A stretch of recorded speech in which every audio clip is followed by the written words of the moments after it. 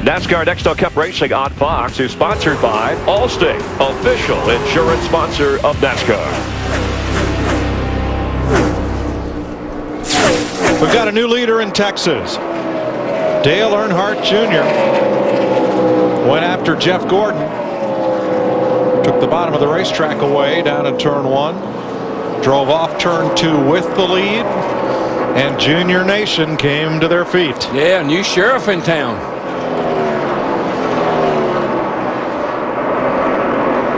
Big Red.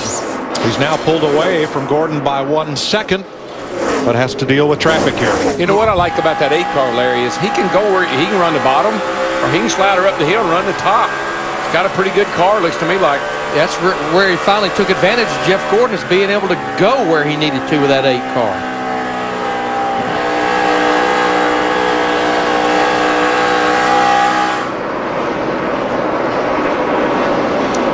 So Gordon now second, 1 second behind. Jimmy Johnson third, 3.4 seconds back, and Kyle Busch coming.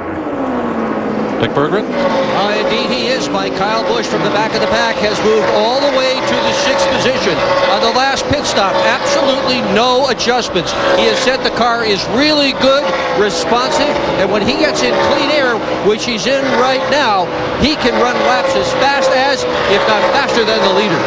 Yeah, Dick, of course, the field was set by points because of qualifying being washed out. Kyle Busch was slated to start 5th, but in the first practice yesterday, they crashed. Their primary car had to go to backup car, and even when we do not have qualifying, if you crash and have to go to a backup car after the intended qualifying session, you have to go to the rear of the field. But he is on a march to the front with his 5 car.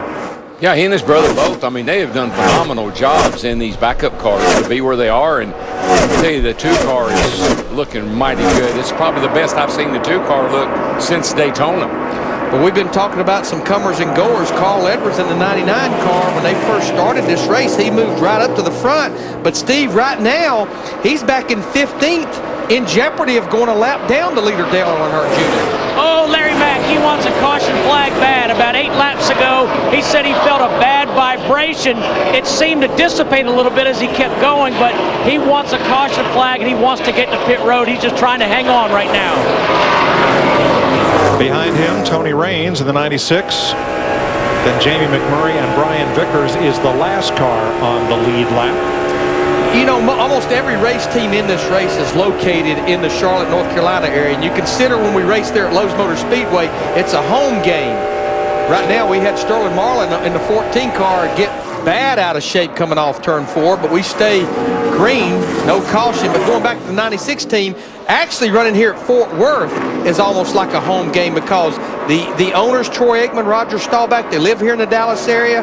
Managing partner Bill Saunders from Dallas, plus DLP HDTV. This is their headquarters. So a good day to have a good top 20 run going here in 16th right now.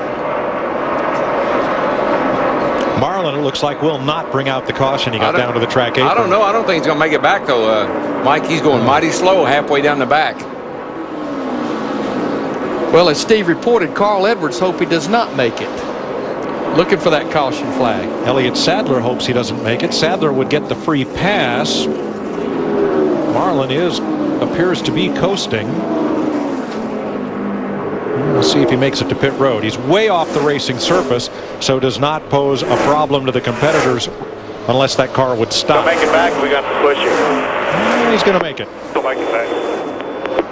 Coming here. You know, we do a thing when we do an aero test called a coast down.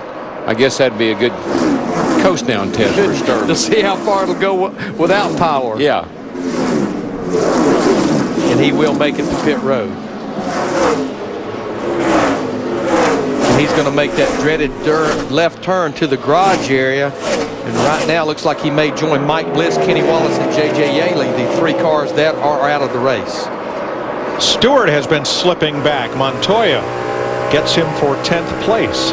Yeah, that contact that the 20 had with the wall looks like it's hurt the car a little bit. Matt?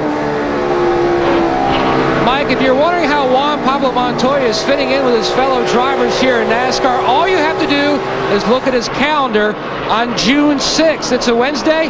He's going to be participating in the Nextel Prelude to the Dream, a celebrity dirt late model race on the high banks at Eldora. And I said, have you ever been on dirt before? He says, not really, but Kevin Harvick told him, actually, while everyone was huddled in the hospital waiting out the tornadoes, that you couldn't do any worse than I've done the past 2 years. Go, you'll have a great time. So something new again for JPM dirt. So Johnny Montoya is going dirt track racing. Oh boy, that ought to be exciting.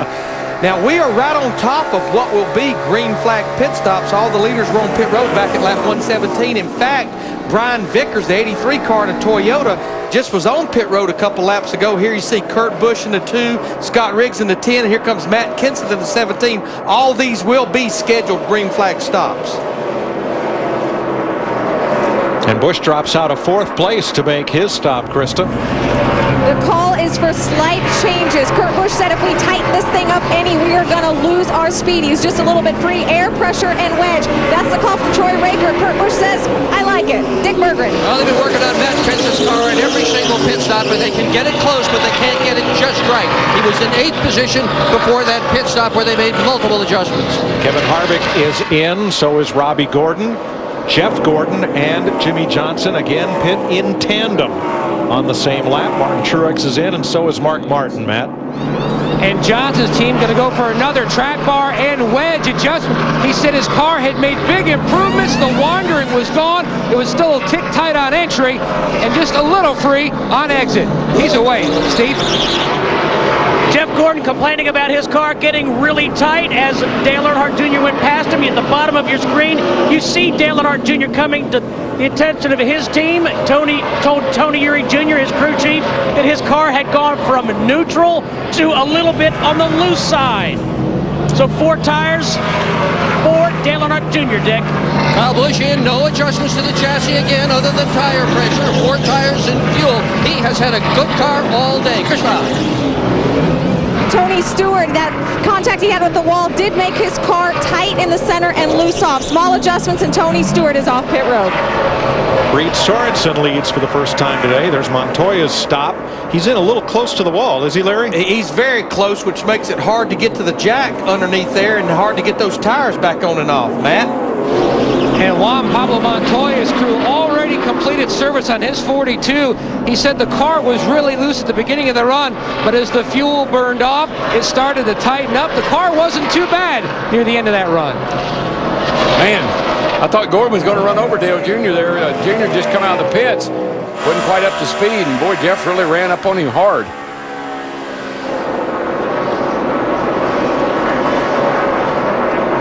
And right behind these 2 guys at this time is Jimmy Johnson. He did a much, much better job on pit out that time. Didn't let Gordon and then get so far away from him. Getting up to speed a lot quicker. Right. Our Fox 3D showed that on the last pit stop, Jeff Gordon was much quicker through the gears and accelerating up to speed. Watch it. I tell you, good thing, Junior. I think the spotter must have said, give him some room. Go up, go up. Because Jeff Gordon was headed for a collision. The 24 car had pitted about 2 laps earlier than the 8 car, but right now, this is we've cycled through the green flag stop, so Dale Earnhardt Jr., the 8 car, he is back in the lead of this race. Everyone has been to pit road. 18 cars on the lead lap in Texas, 172 complete. Junior, Jeff Gordon, Jimmy Johnson. You got to be willing to fight for it.